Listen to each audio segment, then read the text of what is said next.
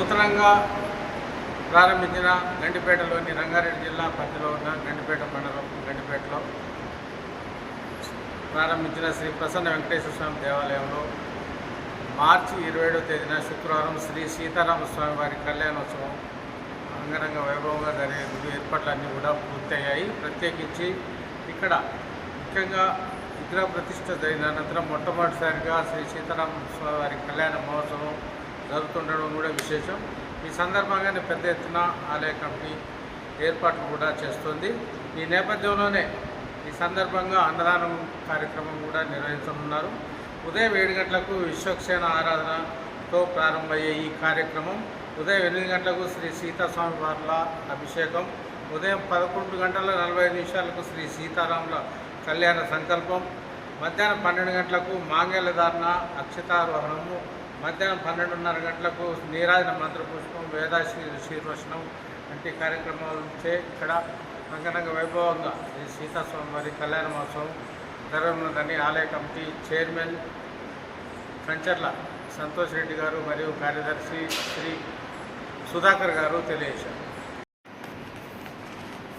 శ్రీ ప్రసన్న వెంకటేశ్వర స్వామి దేవాలయం ప్రారంభోత్సవం మరియు విగ్రహ ప్రతిష్ట కార్యక్రమం అంగరంగ వైభవంగా జరిగిన అనంతరం మొట్టమొదటిసారిగా నిర్వహిస్తున్న శ్రీ సీతారామస్వామి వారి కళ్యాణోత్సవ సందర్భంగా ఇక్కడ మనకు పూజారి గారు రూపేష్ గారు ఉన్నారు. రూపేష్ గారు చెప్పండి, ఇక్కడ సీతారామ కళ్యాణ మహోత్సవం ఎలా? శ్రియకాంతాయ కళ్యాణ నిధయేర్థినాం శ్రీ వెంకట నివాసాయ శ్రీనివాసాయ మంగళం. శ్రీ పద్మావతి గోదా సమేత ప్రసన్న వెంకటేశ్వరాయ నమః. జై శ్రీమన్నారాయణ. రామాయ రామభద్రాయ రామచంద్రాయ వేధసే రఘునాథాయ నాథాయ సీతారాః పతయే నమః.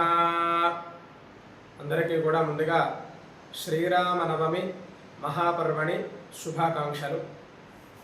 స్వామివారి యొక్క అనుగ్రహము మన అందరి మీద కూడా శ్రీరామనవమి నాడు ఉండాలని ఆశిస్తూ, రేపటి రోజున సుపర్వదినం మన భద్రాద్రి దివ్యక్షేత్రమున ఎంతటి వైభవపేతంగా కళ్యాణాన్ని తిలకించుకోబోతున్నామో అదే రీతిలో మన గండిపేట గ్రామంలో శ్రీ పద్మావతి గోదా సమేత ప్రసన్న వెంకటేశ్వర స్వామివారి యొక్క దేవాలయ ప్రాంగణంలో శ్రీ సీతారాముల దివ్య తిరుకళ్యాణ మహోత్సవాన్ని అంగరంగ వైభవపేతంగా బ్రహ్మాండ వైభవపేతంగా జరుపుకోబోతున్నాము.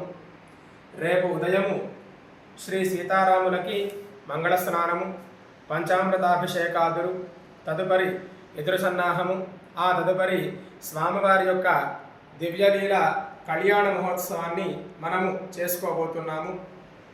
ఈ యొక్క రామతత్వము చాలా గొప్పదైనదండి. ఈ రామతత్వంలో స్వామిని కేవలం మనము ధర్మం వైపుగా చూడాలి. ఆ సీతారాములు ధర్మానికి ఎంత కట్టుబడి ఉన్నారో ఆ ధర్మానికి ప్రతీకనే శ్రీరామ నవమి మహాపర్వణి శుభ దినం. ఈ యొక్క శుభ సందర్భమున స్వామి తత్వాన్ని ఎంతలా ఆచరిస్తే అంత పుణ్యఫలమైనటువంటి ప్రదం మనకు కలుగుతుందండి. అదేవిధంగా సీతామ్మవారి యొక్క అనుగ్రహం చేత సకల సౌభాగ్యాదులన్నీ కూడా మనకి ప్రసరింపబడతాయి. అందుచేతన ఈ యొక్క స్వామి కళ్యాణాన్ని జరిపిస్తున్నటువంటి ఆలయ సభ్యులు, దేవాలయ అర్చకులు, భక్త మహాశయులందరూ కూడాను స్వామివారి యొక్క కళ్యాణానికి వచ్చి చక్కనైనటువంటి స్వామి కళ్యాణంలో పాల్గొని స్వామి యొక్క దివ్యాశీస్సులు పొందగలరని కోరుకుంటూ అందరికీ శ్రీరామనవమి శుభాకాంక్షలు మరొకమారు తెలియజేస్తూ జై శ్రీమన్నారాయణ. శ్రీమాత్రే నమః. ఇక్కడ ముఖ్యంగా ఇక్కడ శ్రీ ప్రసన్న వెంకటేశ్వర ఆలయం నిర్మించిన అనంతరం ఇక్కడ మొట్టమొదటిసారిగా నిర్వహిస్తున్నారు సీతారాముల కళ్యాణం. మీకు ఎట్లా అనిపిస్తుంది? ఈ దేవాలయం చాలా గొప్పదైనటువంటిదండి. అంటే అన్ని దేవాలయాలు కూడాను స్వామివారి యొక్క దివ్య పాంచరాత్ర ఆగమంలో ప్రతిష్ఠ జరపబడినటువంటివి. కానీ వచ్చినటువంటి భక్తులందరూ కూడాను చాలా సంతోషంగా స్వామిని దర్శనం చేసుకొని ఆనంద బాష్పాలు కురిపిస్తున్నారు. మేము ప్రత్యేకంగా తిరుమలకి వెళ్ళాల్సిన పని లేదు, ఈ క్షేత్రమే మాకు తిరుమల కొండగా కనిపిస్తూ ఉన్నదండి. స్వామివారిని చూస్తేనే చాలా ప్రసన్నమైనటువంటి వాతావరణం ఇక్కడ ఏర్పడుతోంది మాకు. ఆ స్వామివారి యొక్క దేవాలయం ఇంకా అభివృద్ధి చేయాలని చెప్పి ఆలయ కమిటీ సభ్యులందరినీ కూడా కోరుకుంటున్నామండి. ఈ విధంగా దీన్ని ప్రవర్ధమానంగా చేస్తూ ఉండాలని చెప్పి వాళ్ళు కూడా చాలా సంతోషంగా ఉన్నారు. దేవాలయ అర్చకులుగా మాకు కూడాను ఇక్కడ ప్రధాన అర్చకులు వెంకట శర్మ గారు, తదుపరి దేవాలయ అర్చకులు మేమందరం కూడాను స్వామి నిత్య సేవలో ప్రతి దినము కూడా పాల్గొంటూ సుప్రభాత సేవ నుంచి కూడా ఏకాంత సేవ వరకు స్వామివారి యొక్క సేవలని శాస్త్రోక్తంగా ఆగమోక్తంగా నిర్వహించడం మా సౌభాగ్యకరము. ఇంతటి సేవ దక్కడం మా అందరికీ కూడాను, మా భక్తులకి, మా కమిటీ వాళ్ళందరికీ కూడాను స్వామివారి అనుగ్రహం చేత దినదిన ప్రవర్ధమానం చెందుతూ ఉండాలి స్వామి. అంటే ముఖ్యంగా ఇక్కడ అదే రేపు ఎలాంటి ఉగాది ఈ నవమి సందర్భంగా ఎలాంటి పూజలు జరిగే అవకాశం?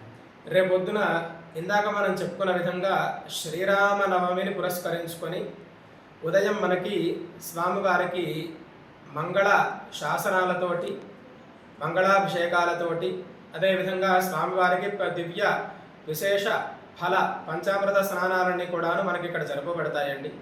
తదనంతరము స్వామివారికి అలంకరణ, ఆ తదుపరి ఆ భద్రాద్రి వాసుడైనటువంటి శ్రీరామచంద్రమూర్తి, అదేవిధంగా సీతామాది యొక్క ఎదురు సన్నాహం, స్వామి అమ్మవార్లు ఇరువురు కూడాను ఎదురు సన్నాహం ఒకళ్ళనొకళ్ళు ఎదుర్కొని వచ్చిన తర్వాత వేదిక మీదకి ఎక్కుతారండి. వేదిక మీద ఎక్కిన తర్వాత ఆ యొక్క స్వామి దివ్యలీలా కళ్యాణ మహోత్సవం జరుగుతుంది.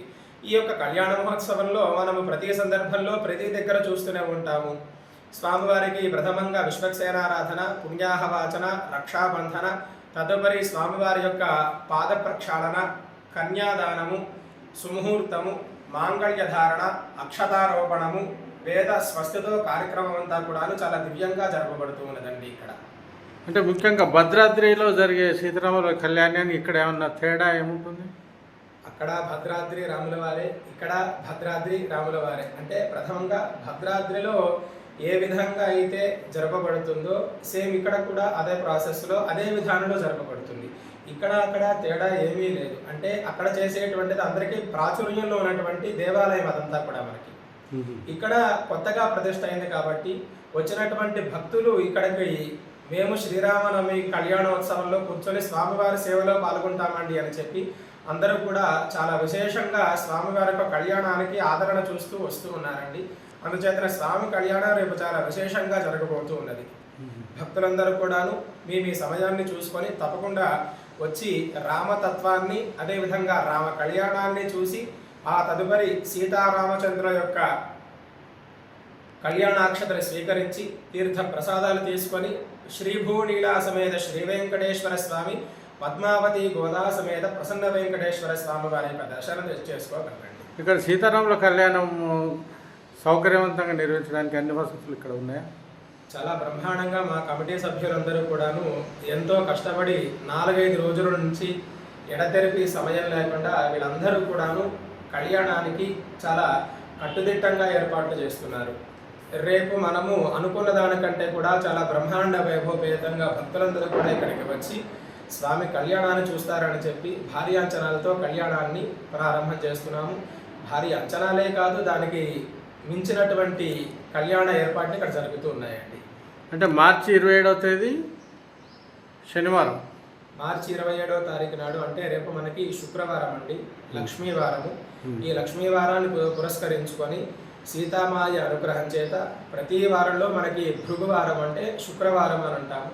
శుక్రవారాన్ని పురస్కరించుకొని వస్తుంది కాబట్టి దివ్యమైనటువంటి అమ్మవారి అనుగ్రహం చేత భక్తులందరికీ సౌభాగ్యాదులు ఉండాలి. ఓకే, ధన్యవాదాలు రూపేష్ గారు. చాలా సంతోషం.